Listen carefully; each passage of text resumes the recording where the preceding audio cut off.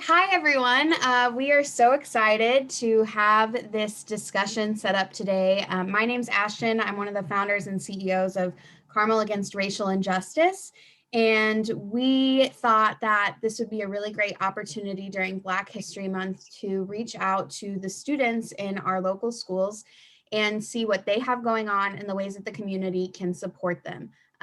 We are living history right now, and these students are making great strides in their community and a lot of progress in their schools. And I've been really impressed working with them in the past with the things that they have going on. We also have Representative Maya from Black Women in Charge. They are also a really great group. I'll let her say a little bit more. But yeah, so my involvement in education is that I work in Hamilton Southeastern Schools, and I am just really excited to hear what these guys have to say today. So I'll pass it off to Carmela. Hi, I'm Carmela Sparrow, and I'm the Education Reform Chair for CARI. And I'm also an educator. I've been teaching for 12 years, coaching teachers as well. And I'm just really excited to hear from these lovely Black women. Passing it over to James. Yeah, so I'm James Ziegler, and I'm a teacher at Carmel High School, as well as the sponsor of the Black Student Alliance there. And then I'm also the COO of Carmel Against Racial Injustice. And yeah, I just can't say enough good things about everything that the Black Student Alliance has done at CHS, as well as the African History and Cultural Awareness Club there, and just everything they've done to amplify our Black History Month celebrations. And again, looking forward to hearing them talk about what they've done, as well as all our other organizations with us tonight. So thank you again for all of you for joining us. And yeah, I'll turn it over to Maya, and then we could go from her to, like I said, the Carmel students and so on. Also, real quick, when you guys introduce yourselves, can you give us your pronouns as well? I want to make sure that we are labeling everyone as they want to be labeled. Okay, so hi guys, my name is Maya Hammond. I'm from Black Women in Charge. I'm currently a sophomore at IU.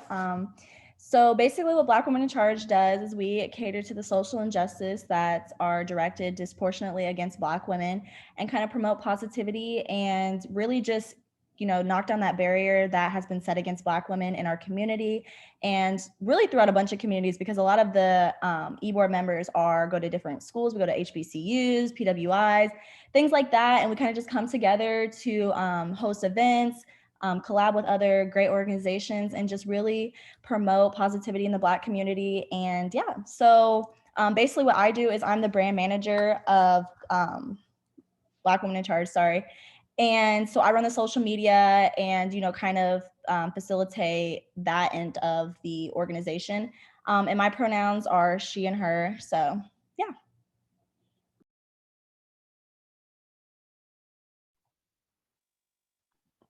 So, in alphabetical order. So one of the Carmel kids.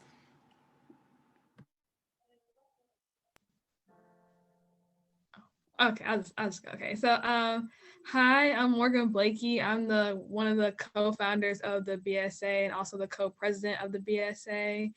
And I'm really happy to be here to talk more about like what we're doing for Black History Month and what the BSA has been doing, and also more about how the BSA has been promoting, diversity and inclusion throughout Carmel High School. And the pronouns that I go by are she and her and hers. So yeah, a little bit about me. Okay, I'll go next. Hi, I'm also the co-president of the Black Student Alliance in Carmel High School. What I do is just facilitate and make the school more diverse and just like do things for Black History Month, or just add on little things that can make the school more inclusive. Hi, I'm Brandon. I'm the co-president of the African History and Culture Club. I think our club is one that shouldn't have to exist. We talk about all the stuff that gets left out in schools when you're learning about African history. Black History Month, to me, is important because it's, again, acknowledging that stuff that kind of gets swept under the rug, the history of Black people in America. And I think that's a very important thing to talk about. you guys. So those were all of our Carmel people, right? Awesome. Okay, so then let's move on to Fishers. All right, I'll go ahead and go. Hi, I'm Kissy Shepherd. I'm part of the leadership team of Future Black Leaders at Fishers High School. I'm super excited to be here. Our goal is just to give Black students the space to talk about whatever they need to or whatever's going on in the world. And so I'm super excited to kind of share our perspective on that today. Hi, my name is Jordan Brown. I'm a senior at Fishers High School. I'm also a part of the Future Black Leaders, and I am a student equity intern with Mrs. Renee Isom. And basically in that position, I just analyze and assess the climate and culture at our school in terms of equity, and I see how we can, implement and improve practices that, already exist. So, and I'm super excited to be here too to share about what we're doing for Black History Month at Fishers as well. Thanks, guys. We're so excited to have you. HSE? Hi guys, my name is Kendall Poor and my pronouns are she, hers, and hers. And I'm the president of the HSC Black Student Union, and our goal is to just celebrate African American culture. And I'm so excited to be here with you guys today and have this discussion. Awesome. So I guess to get us started, thank you for those introductions. We are so thrilled about this. When we talked about wanting to do this, we really hoped it would come together, and we're so glad that it did. So I know, Brandon, you touched on what it means to you, and that was really great. What does it mean to everybody else? What does Black History Month mean to all of you? I can start.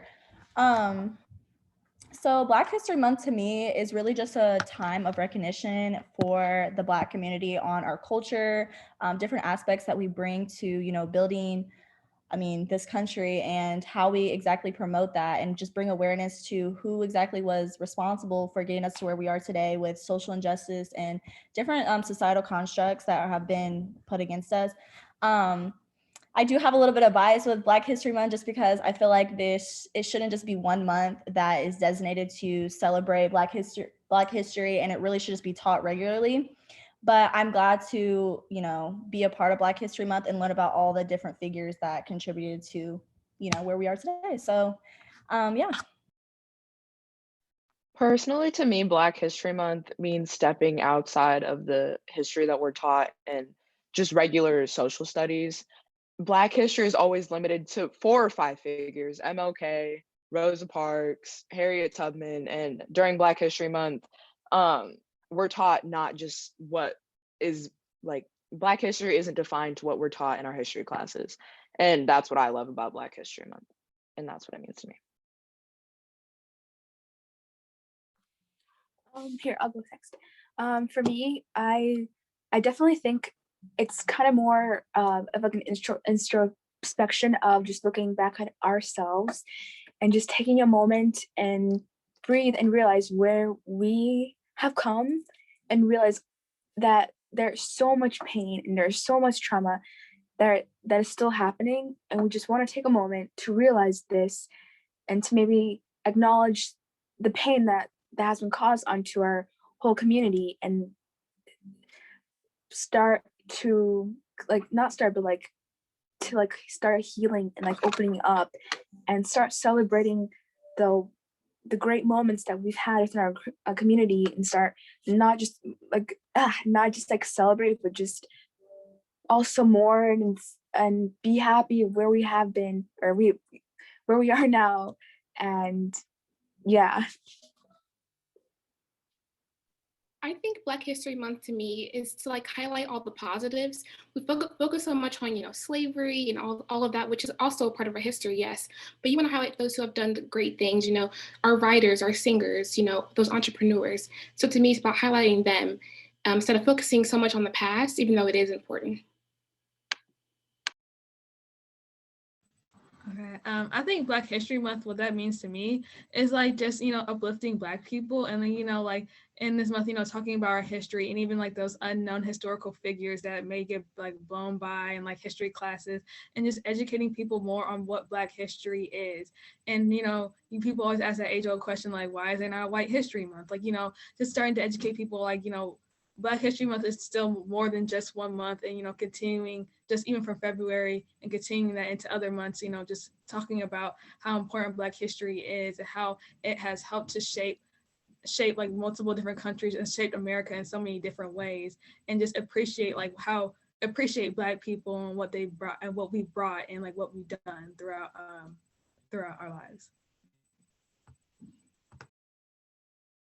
I also think it's a time for celebration. There can sometimes be so much like negativity just around Black history and Black people in general. And kind of like Kennedy said, and everybody else, like it's more than just slavery. It's more than just all the bad things that have happened. We have come so far, and we need to celebrate ourselves while making sure to still respect the past and honor the past. But we're here, and here is not perfect, but we've made it this far. I believe that's what Black History Month is about. I think that was everybody. Did everybody share? Well, real quick, actually, Cyan just jumped on, who's also from Carmel High School and part of the African History and Culture Club. So if right now we did introductions and then just talked about what Black History Month means to each of you and the importance of celebrating it in our schools. So if you want to just quickly introduce yourself and yeah, you could share what it means to you and the importance of celebrating the month to you. Thank you so much. My name is Zion Daniel, and I am a co-president of the African History and Culture Club at Carmel High School. I think Black History Month means celebrating all of the achievements that Black people have made, as well as their triumph through all of the struggles that we have faced and are still facing. And I think it's important to recognize these, as there is a fundamental lack of representation in not only of representation and recognition for these things in not only school curriculums, but also in American culture as a whole. So I think it's really important to have a month where we are able to actually recognize all the ways in which Black people have changed our lives and continue to do so. Thanks, guys. That's really awesome. And I know a couple of you touched on this, but it's so important to realize, Black history is American history. So it's not limited to 1 month out of the year. So how do you guys think that you can continue momentum going forward? What do you do throughout the school year? What are you doing now? What are your organizations doing?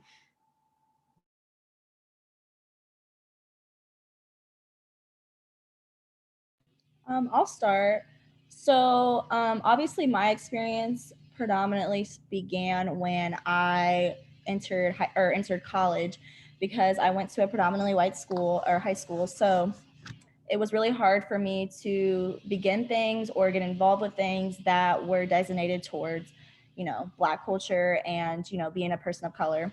So I would just say one of the biggest things that, as you guys migrate into college, is just getting involved with a lot of organizations that have good mission statements and really promote that community that you need as a young adult filtering into the real world. So like, there's another organization here at IU called You See Me, which caters to the mental health of the minority community here. And I think just, promoting those on your social media and, getting involved. And, there's so many ways to get involved nowadays with organizations and non-for-profits, that there's really no excuse. So, just making sure that you're advocating for those will help promote it and make it become more known to the rest of, your friends or your family or other just, students and what's the word I'm looking for? I guess I don't want to say classmates, but you know what I mean? So I think things like that really help, get involved and just continue to promote that.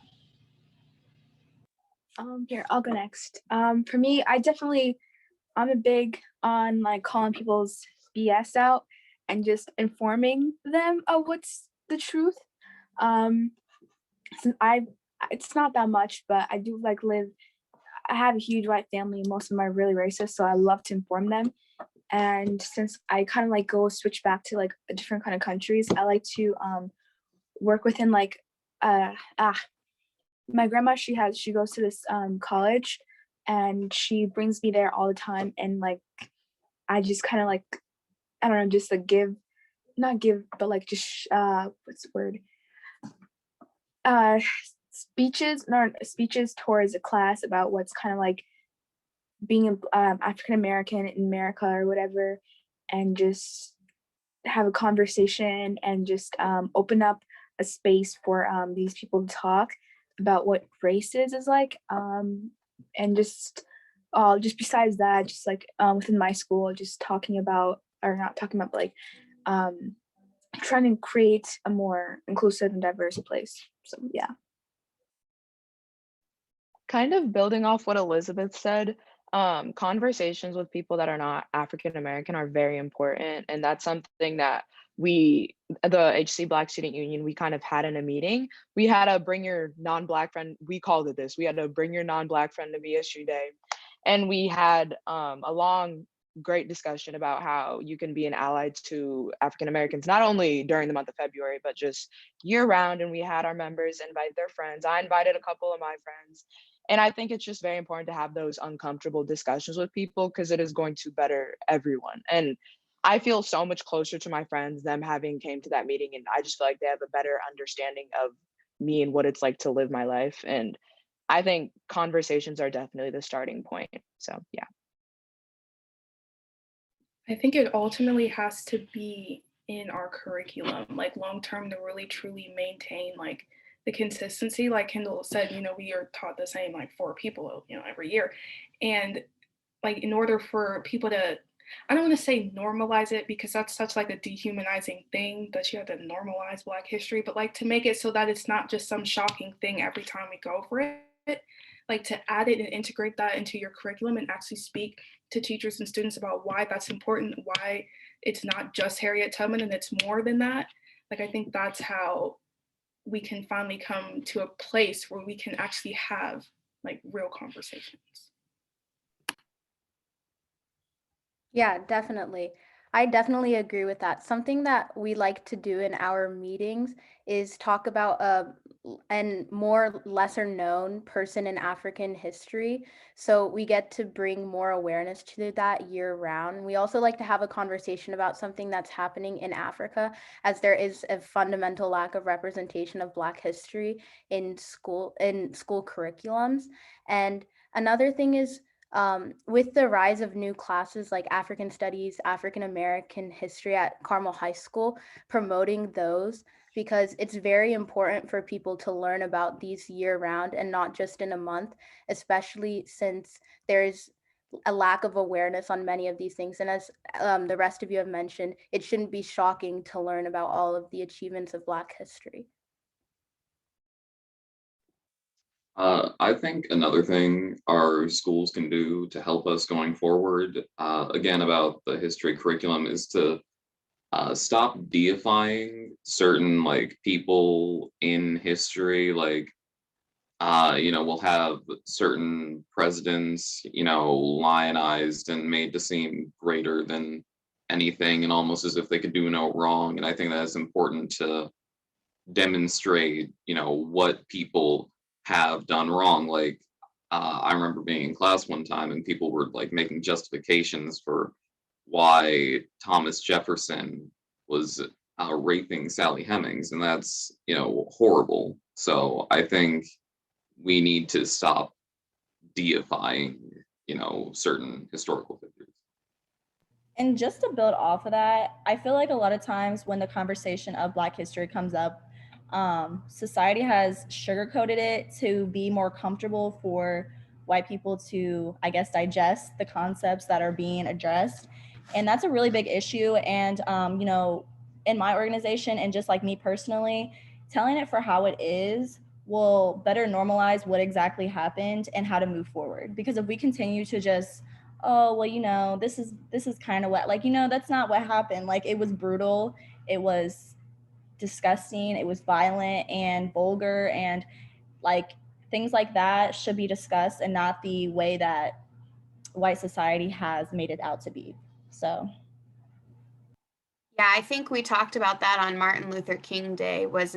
You see the whitewashing of even Martin Luther King. You take away the things that might make white people uncomfortable, that Martin Luther King did, when in actuality we have to acknowledge all of this.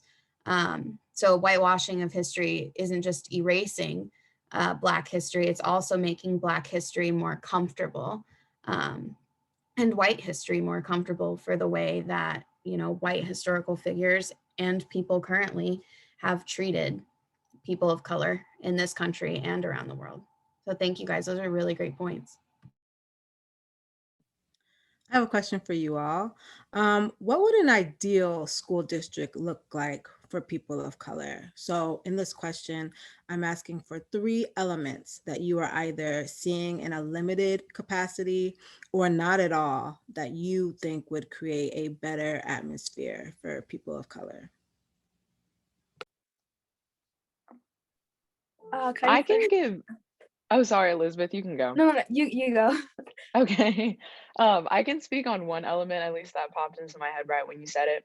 At Hamilton Southeastern, there are no Black teachers. And I can't speak for all of the other schools in the district, but I've been in the district since I was in first grade. My elementary school had no Black teachers. My middle school had no Black teachers. My junior high and now my high school has no Black teachers. So I think that's important for so many reasons, but that is one element that in a school that would be more, that's an element that I would say. Yes, definitely. I would adding on to that. I think with redlining, in this whole history of like not funding Black schools, I definitely think like giving students more or the schools more attention to more care, and not always just like, well, I guess long story short, just treat these Black schools as if they're white schools, like take care of them, take care of these students, I know since like with this passive redlining, schools have become kind of not really bad places for POC kids. So yeah. I would also say another thing is that like when like I would say like for administration specifically like like not like letting your like Black students in their schools like be able to speak their mind, because I feel like especially with our administration like sometimes they're like more hesitant for you to speak your mind, or be like, oh, don't say this, don't say that, or like it's just I feel like with administration I feel like they also need like the training in order to like more training for administration, especially like in the fact of like how they treat Black students, because like they like just trying to get to know Black students, and also like they're like get to know like their personalities and things like that, because I feel like just like I guess at my school at Carmel, like I feel like our administration does not do the best job of like promoting diversity, because like they try to like throw it off on like to the BSA to do everything, but you can get involved as like the principal, assistant principals, you can get involved. Like they throw it on to like different clubs, like different cultural organizations, and I feel like having like administration like bring up that topic and like want to make that something that's very important, because like Black students are just students of color are not just numbers, or more than that. And I feel like in a lot of these schools, predominantly white schools, that's what we just count for as numbers, and then they throw us off to the side. Yeah, I definitely agree. I think it would be important to have more representation of Black people, people of color in the administration and with counselors as well, so they can relate more to the experience of Black people and people of color as a whole. Kind of building off of what Morgan and Kendall said, I went to HSC for my last 2 years of high school, and I remember having a literal culture shock when I transferred there, because there was no Black administration, and that was so weird for me, because I was like, well, who does the Black community, like what do minorities, who they talk to? And I think one element that came to mind is just like creating a safe space for minority students and Black students specifically, to be able to like have counselors that are trained in, okay, what do I do when I'm confronted with a situation that is microaggressive or is racist or things like that. And that just didn't exist. And even at the collegiate level, you'll find that same problem is here as well. Although it's addressed, it's not necessarily catered for. And a lot of times schools like to just put up a poster or have an announcement that we support diversity, we support Black students, and they don't really address the actual problems that are in front of them. And that's really hurtful for those students that have to experience that, because you're like, okay, does this school even really care about me? So I think just creating safe spaces and like you said, having counselors that are trained to help in those type of issues is really important, and we'll do a lot for the future. Yeah, so I think some elements that would be ideal in a school district would be racially diverse set of students and teachers, but also cultivating an environment that's attractive to different kinds of teachers. Like Mr. Ziegler, I remember at one of our BSA meetings, he was telling us that he's been trying to push for more Black teachers at Carmel, and the administration kept saying that, well, Black teachers aren't applying to Carmel. And then, he was saying, well, why is that? You have to make your environment attractive to Black teachers and make sure that they want to work there and not, make them feel like they would be disregarded.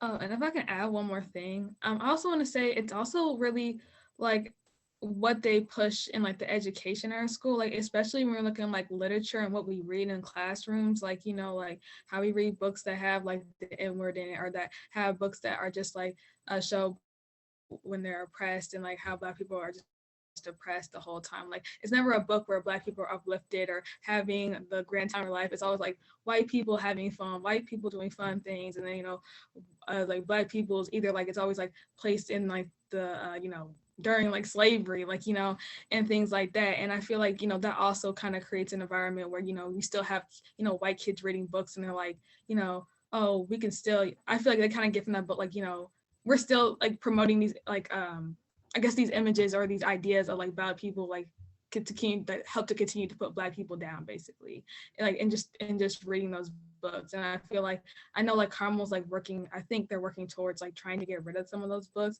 but like I just feel like for like it just like creates an environment of just like, even like we had to discuss like to teachers like why they can't say the N word when they read the book, but like it just creates those conversations and like backlash when they're like, oh well, I think that I should be able to say the N word because I think the N word, it's in the book, so you have to read it. Like it creates those conversations, and like it just like makes people, I feel like, especially with To Kill a Mockingbird, it made more people in my class be more lenient towards saying the N word and like not feeling bad about it. Wow, thank you, everyone. You gave some amazing, amazing responses and truly have a pulse on all of the issues in the community. And I'm excited to see you and everyone else step up to address these issues and make the environment better for everyone. So thank you for sharing. Yeah, and I guess building off of that last comment Carmela made, what are some of the things that your organizations have that you're looking forward to moving forward, whether it's in the coming months, the rest of the school year, or big things on the horizon? Are there any specific events, activities, or just programs you're trying to promote through your organizations or projects you're working on that you would like to share? And if the community could help with any of those in any way, how might they be able to contribute? I can speak for the Black Student Union at HSC. We have a mentoring initiative, and I think this is our third year doing it. And what we do is we partner our high schoolers with students from an elementary school in our district, and we meet monthly and just kind of establish relationships with them and also give them an African American role model in our school system, as there are not many Black teachers. And we're excited. We're starting that this month, actually next week, and it's had to start late due to COVID, but we're just happy to get to do it this semester regardless. And I would say a way for the community to support that on would be, we have social media, so just like kind of reposting the things that we would repost, and just also getting their kids involved, as we did like switch schools that we partnered with this year, so we don't have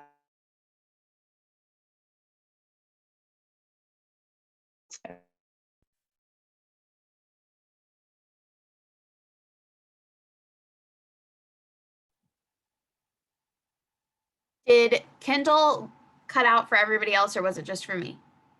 Okay, so Kendall, can you take it from your social media and can you give us the tags for the social media if you know them off the top of your head so people know where to go to follow you? Yes, I'm so sorry. You're fine. Our Instagram is at HSEBSU, and we post on there quite frequently. So just reposting what we post basically. And also, we did switch schools that we partnered with in our district this year. So we don't have as many kids as we had the year before and the year before that. So just getting kids to sign up basically is how you can support us. So that's that. Hi, Kendall. If I can ask another question, that mentoring program sounds amazing, and I'm wondering how you guys interact with the elementary and middle school students, and if Karma wants to take that on, I would love that. I have two Black boys in elementary school, and would love some more mentors for them as well. That's awesome. We actually are trying to help another minority club at our school set it up as well, or I've gotten a lot of interest from them about doing the same thing. But in terms of what we do with them, I'm very happy with the way it's evolved because it started out as us just hanging out, doing board games or just like talking or whatever.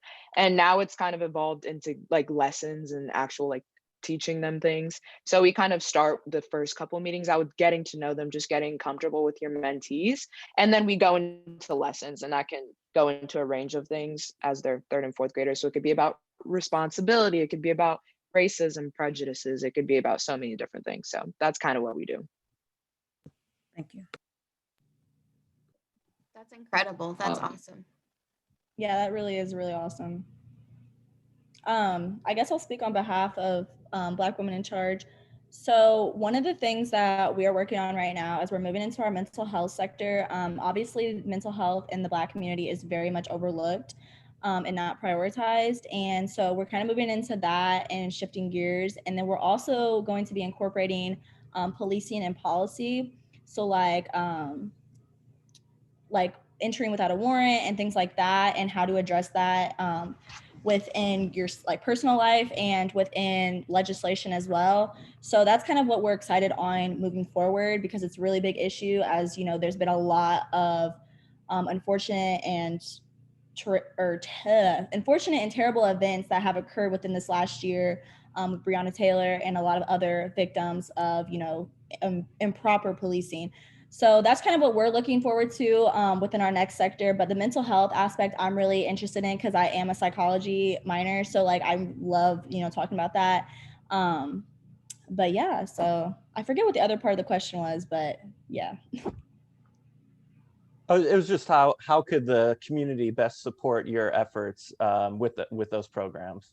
Oh yeah. So like Kendall had mentioned, you can follow Black Women in Charge on Instagram.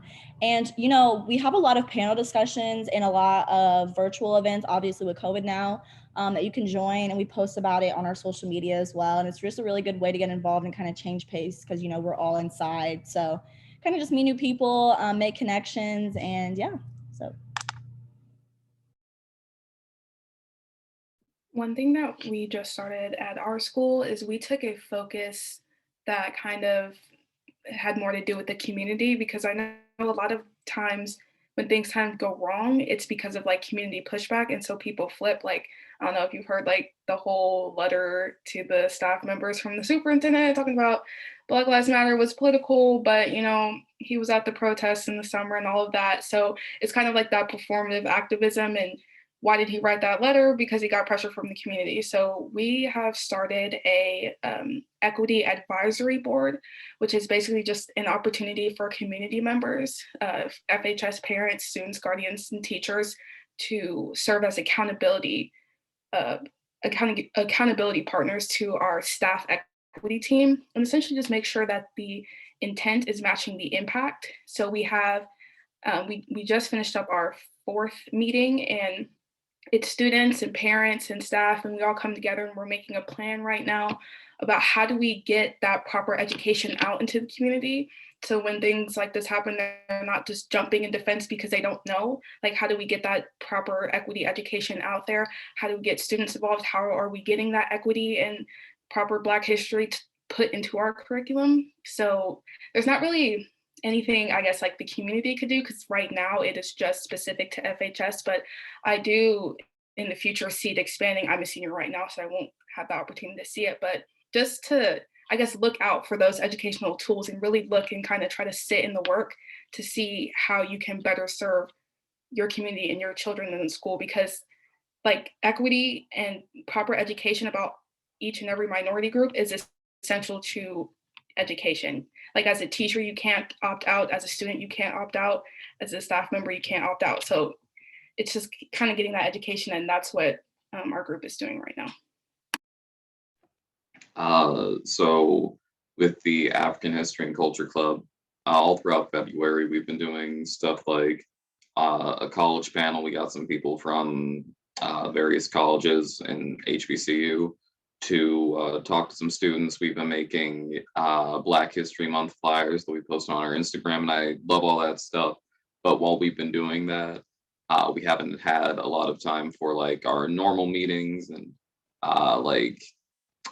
talking about like really diving deep into African figures. And I think that that's something I'm really excited to get back to doing.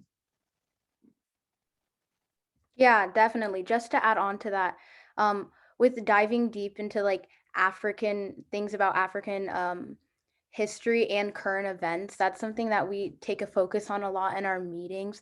Like, for example, we had talked about the issue of land redistribution in South Africa, and those conversations aren't really heard in many like history classes or classes having to do with current events globally or nationally. And so we think it's really important that we're having conversations like these to raise more awareness about African history, African American history, the history of people of color, as there's a lack of representation, by having conversations about things that many people don't know that are often caused by repercussions due to racism through colonization and slavery.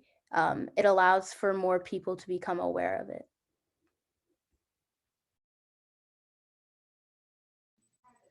Okay. For the BSA, I guess currently right now we've been doing a lot of things for Black History Month, especially like we've decorating the schools. I don't know if you guys have seen our Instagram. We've been like decorating like different display cases, like putting up posters, putting up banners, like, you know, just trying to make it like almost like it's Carmel homecoming almost for Black History Month, and try to just promote it as much as we can. And then also we've been helping to do the announcements at our school and talk about different Black historical figures throughout the month. But then also we've been also, you know, playing music throughout Black History Month too, and playing music over the intercom and, you know, celebrating Black music. And then another thing is that upcoming, I think like tomorrow and like Tuesday, we're having I guess like a challenge almost, where it's like go a day without Black inventions. And so like there's a list of like all these different Black inventions, like, and like a security alarm, like you can't go a day without a security alarm, but like different things like that, like, you know, we have that. And then also upcoming, well, in the works, we're trying to get a mural made for our school, which is like basically to just show Black culture, Black history. And we're trying to start that, I think, isn't it in March, the beginning of March, I'm pretty sure. I don't know. Well, yeah, I think it'll be February 26th to March 12th yeah. for design collection. Yeah, we're trying to get more designs in there and trying to get a mural that we can put up proudly in display in Carmel High School. And those are some of the things we've been doing. And like in the future, what we have planned, we have more like activities that we want to do. Like we just recently had like a little mini celebration for Black History Month with the BSA, and we had a little bit of like a COVID safe party that we had, and we enjoyed each other's company. So those are some of the things that we've been doing, but we're going to continue to do different things to promote diversity and inclusion, but also to, you know, keep you know, our history in Carmel High School and keep it in there as long as we can, and promote Black students and make them feel safe. So. And kind of going off of that, at Fishers, we have two big events that we usually put on, one being the Black Heritage Celebration, and then also a Black Leadership Summit. This year is going to be a little different because, the virtual space and everything, but usually we highlight, Black excellence past and present at the Black Heritage Celebration, inviting entrepreneurs and speakers, sororities and fraternities, all of that, just to kind of have a great big party, during the Black History Month. And then also at the Black Leadership Summit, you have those leaders, those speakers who come in and teach you all those skills that you can take out into the real world and kind of, just impact other people's lives as well. We invite a lot of the other BSUs, to come to those events, and the community can just help, by donating or following us on social media, which I believe is Future Black Leaders FHS, and just kind of following us on that and promoting those events as well. Well, I just want to say we are so impressed with you guys. Carmela's over here chatting me. She's like, they're amazing. Listen to all these amazing things they're doing. So you guys are really inspiring with the ideas that you have and the things that you're implementing in your schools. And, as an organization, we want to support you in any way that we can. So if there's anything that you need put out there for more publicity or anything like that, let us know how we can support you. And hopefully you can get some more community support for you guys as well. If anyone has any parting comments or anything they'd like to say real quick before we go. Also, thank you so much to Black Women in Charge for being here.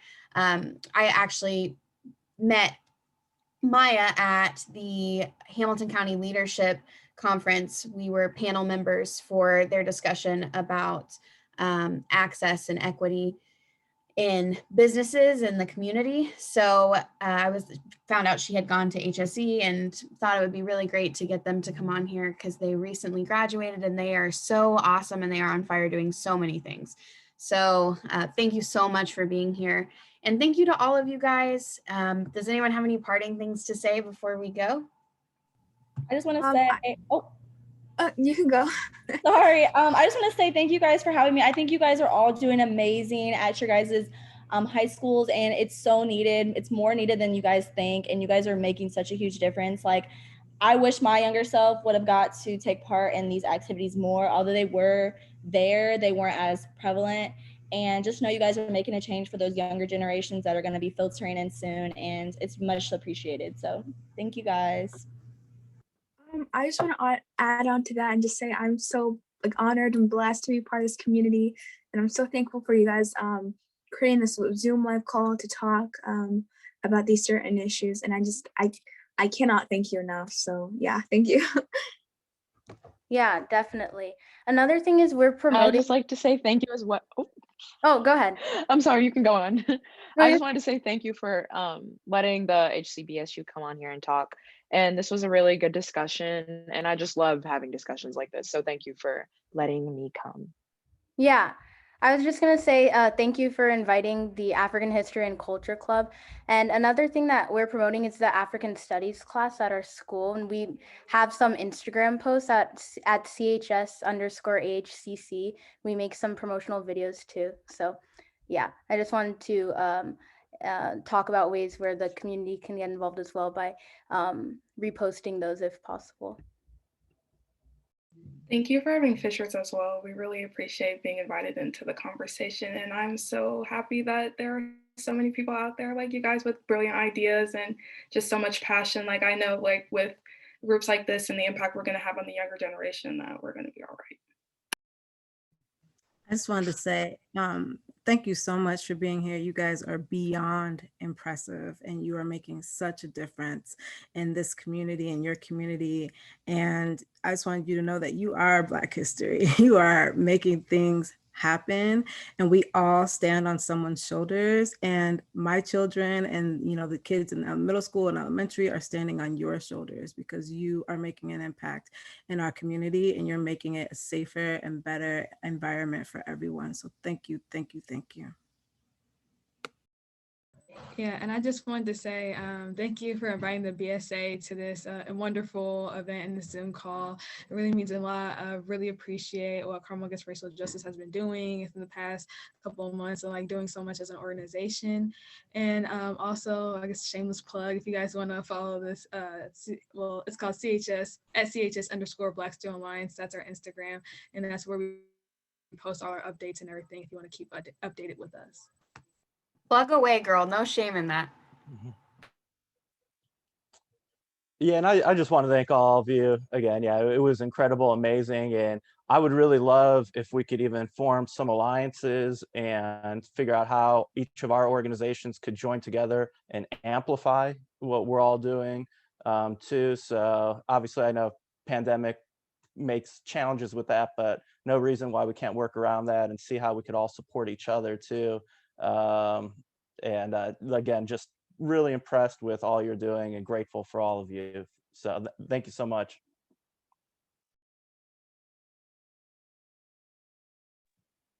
All right, well, if that's it, ending these is always so awkward. So I guess we'll just wave goodbye. Thank you for coming on. You're amazing, inspiring, and we will get this posted as soon as possible. So thanks, guys. Thank you. Bye. Guys, Bye.